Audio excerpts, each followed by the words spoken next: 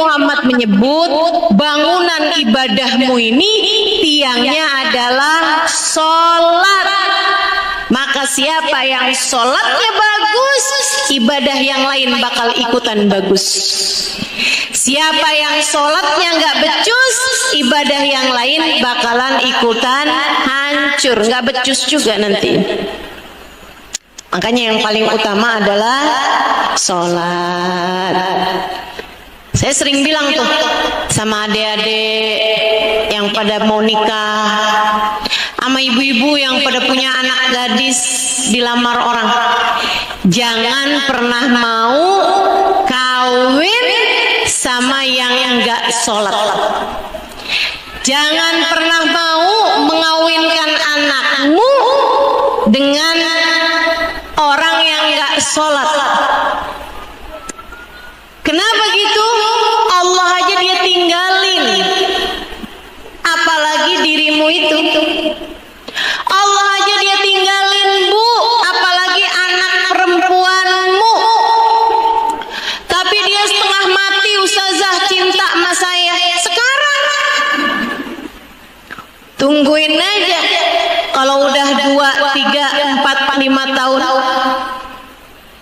orang kalau ninggalin Allah, dia akan meninggalkan apapun dengan mudah, terutama apabila sudah tidak lagi sesuai dengan keinginannya. Maka emang sholat penting banget. Orang yang karena cinta sampai nggak peduli orang tersebut sholat apa enggak, kawin aja. Ini cintanya cinta monyet. Dan cinta selain karena Allah ada masa kadaluarsanya. Sebagaimana diawali, dia akan diakhiri. Maka cinta monyet begini nih, Bu, kalau cintanya hilang tinggal monyetnya. Awalnya udah cinta setengah mati, abisannya jadi kesel, dasar monyet gitu. Istrinya dimonyet-monyetin ya. Sehingga sekalian yang saya muliakan, karena yang namanya sholat itu tiangnya agama kita. Mesti benar sholatnya biar ibadah kita yang lain benar. Makanya sampai-sampai Allah undang langsung Nabi Muhammad untuk kewajiban sholat. Paling penting, ibadah yang gak bisa ditinggalkan. Ya Bu ya? Ibadah yang gak bisa ditinggalkan itu adalah sholat. Ibu, orang kalau sakit tetap harus sholat. Kalau misalnya nggak bisa berdiri, wajib sholat dengan duduk. Nggak bisa duduk, tidur miring, ngadep kiblat. Kalau misalnya nggak bisa tidur miring juga, telentang. Kalau nggak bisa gerak-gerakin badan, cukup dengan gerak-gerakin kepala.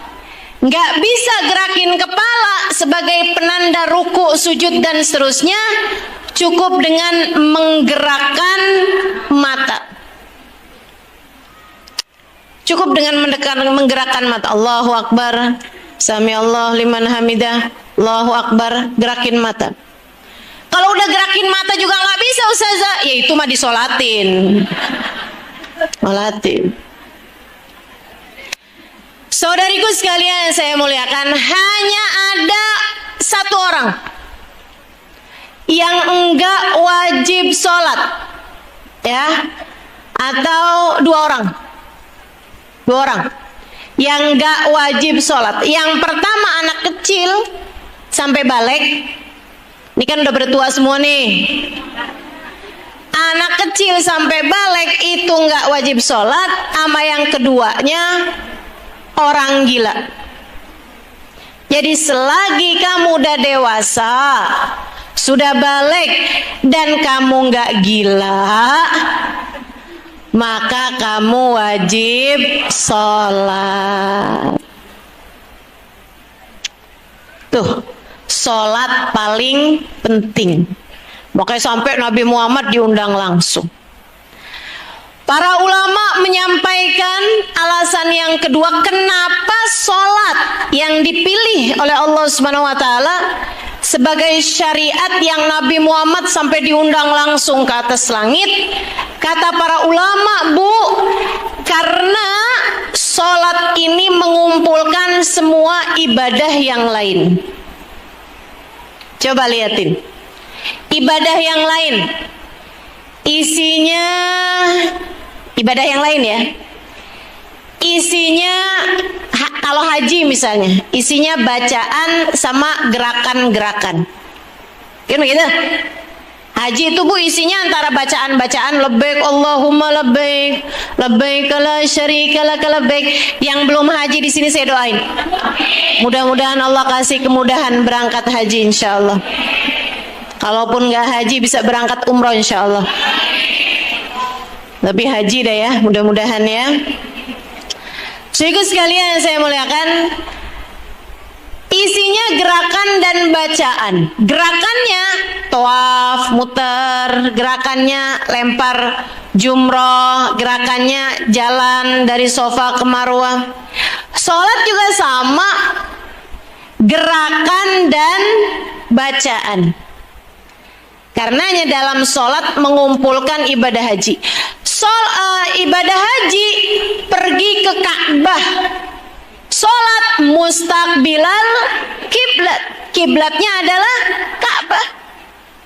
Jadi di dalam sholat tuh mengumpulkan ibadah haji. Makanya Bu sampai-sampai para ulama-ulama tuh, para wali-walinya Allah Subhanahu wa taala ada loh.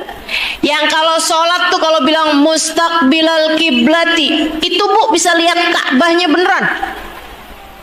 Ada tuh para wali-wali yang kayak begitu.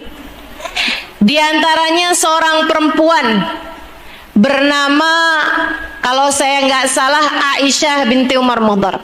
Ini beliau ibu-ibu sekalian bersaudara nih, kakak-kakak, adik-adik. Beliau umur-umur belasan tahun, 14-15 tahun. Kalau sholat berjamaah sama abang-abangnya, kalau pas lagi takbiratul ihram suka rada lama. Allahu Akbar. Allahu Akbar. Abang-abangnya ngerasa, nih adik kita nih was-was nih. Diaduin ke abahnya. Bah, adik nih bah was-was bah. Kalau sholat rada lamaan, mustaqbilal kiblatnya. Kalau sholat terdaman takbiratul ihramnya. Nasehatin bah, panggil sama abahnya. Kamu bener nak, kalau takbir itu berulang-ulang. Iya bah.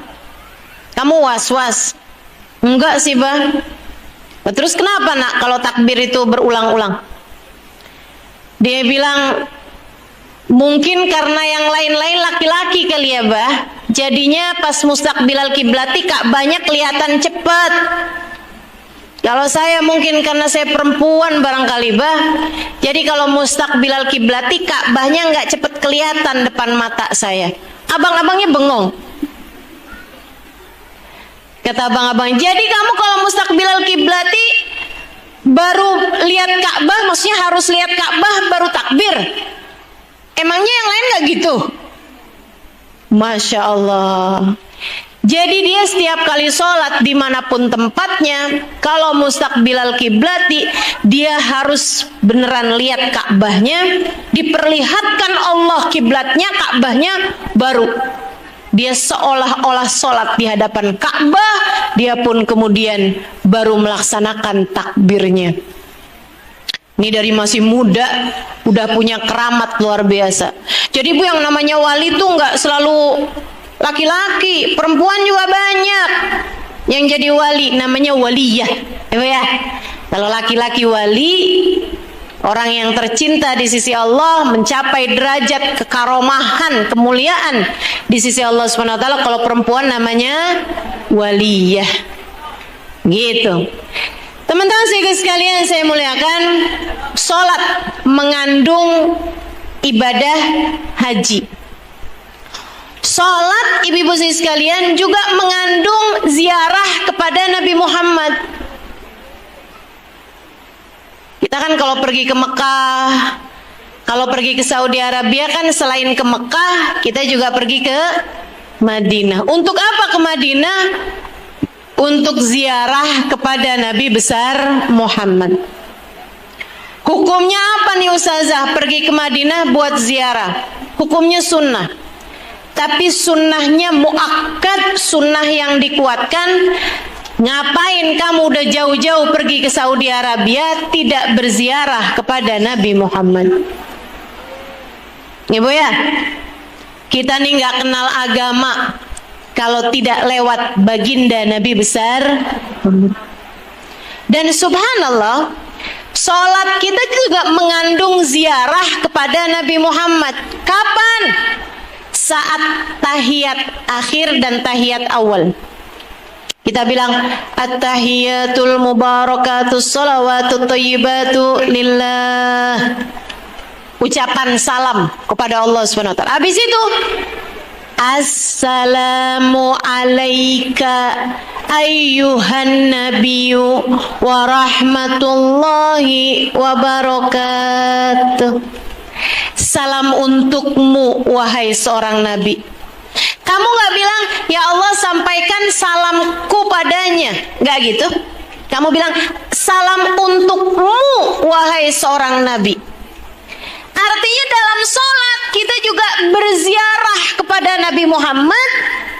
Kita juga datang menyampaikan salam kita kepada Nabi besar Muhammad Sallallahu Alaihi Wasallam. Maka sebagai orang mukmin, sebagai orang muslim, sebenarnya sulit bagimu untuk sholatmu diterima Allah kalau hatimu kosong dari rasa cinta kepada Nabi besar Muhammad. Sebab sholatmu bahkan tidak sah tanpa kamu mengucap salam kepada Nabi besar Muhammad. Di dalam sholat ada umrohnya, ada hajinya. Dalam sholat ada ziarah kepada Nabi besar Muhammad dengan kamu mengucap salam kepada Nabi. Makanya nggak main-main ibu-ibu sekalian. Ada wali, salah satu walinya Allah Subhanahu wa taala namanya Sayyidina Syekh Alwi Khalid Gesam. Nah, ini Sayyidina Syekh Alwi Khalid Gesam. Ini ibu-ibu sekalian, beliau ini Bu, setiap ucap salam kepada Nabi dalam tahiyat nggak akan melanjutkan bacaannya kecuali sesudah salamnya dijawab sama Nabi Muhammad. Insya Allah. Kita ziarah ke makam Nabi aja ya Bu ya, belum tentu salam kita dijawab sama Nabi. Ini beliau nih Sayyidina Alwi Khalid Gesam, itu setiap kali ucap salam dalam sholat, salamnya dijawab sama Nabi Muhammad.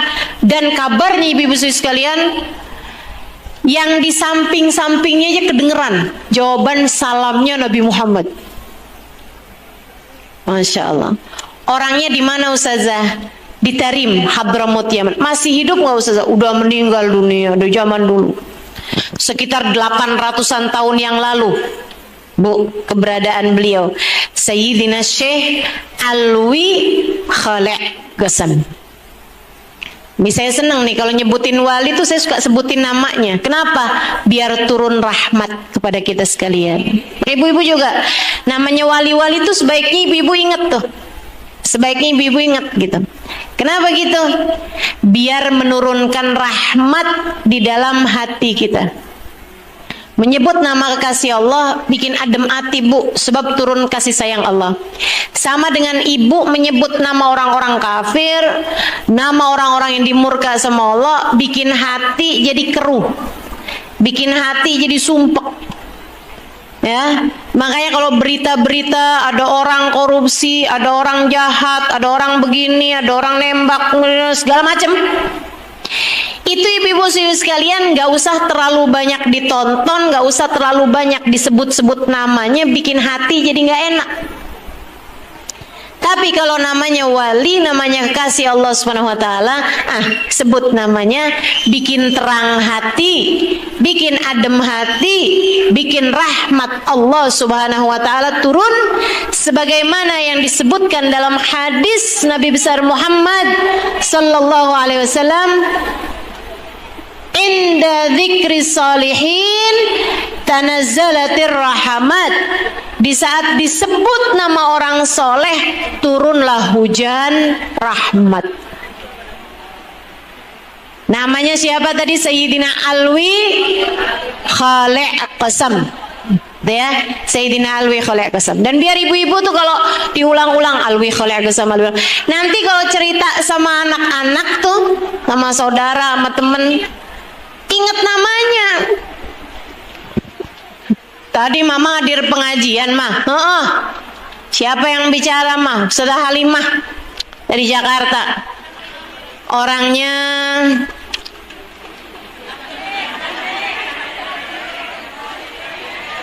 cuman sakit kaki. Cerita apa mah? Ada nak seorang wali yang kalau ucap salam dalam sholat, salamnya dijawab sama Nabi Muhammad. Siapa namanya mah? Ada deh pokoknya. Siapa gitu? Ada pokoknya. Ada tuh yang modelannya kayak gitu tuh. Banyak. Beliau setiap kali ucap assalamu alayka ayyuhan nabi warahmatullahi wabarakatuh, diem bu, nungguin jawaban salam Nabi Muhammad. Nabi akan jawab, waalaikumsalam ya syekh, waalaikumsalam ya syekh. Masya Allah. Dan itu kabarnya tuh sampai sebelah-sebelah dengerin jawaban salamnya. Ibu-ibu sekalian, dalam sholat ada puasa. Orang puasa nggak boleh makan. Ibu kalau sholat boleh makan nggak? Nggak boleh. Dalam sholat nggak boleh minum. Ibu kalau dalam sholat minum boleh apa nggak? Nggak boleh. Bahkan lebih lagi puasanya. Kalau puasa kentut nggak batal. Bukannya tadi lagi puasa hari Senin?